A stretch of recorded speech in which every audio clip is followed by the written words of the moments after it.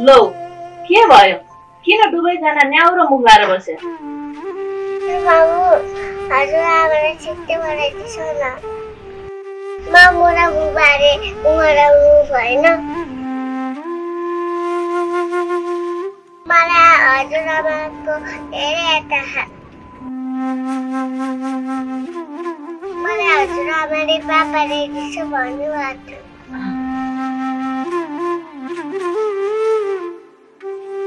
हामी सबै हजुरआमालाई दिएर जाउँ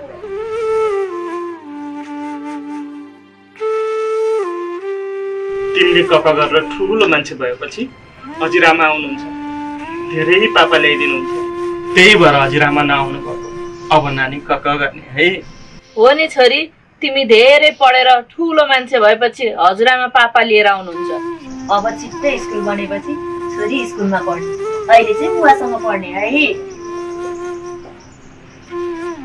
हजुरआमाले त्यति माया गर्ने त होइन तैपनि छोरी कति नेस्रेकी है कहाँ हुनु नि हामीले त्यसलाई माया नगरा जस्तो गर्ने हो एक्लै हुँदा त कति माया गर्थे यसलाई हजुरआमाले जे जस्तो भए पनि बुढेसकालमा जन्मेको नाति नि पो त के मनले मान्थ्यो र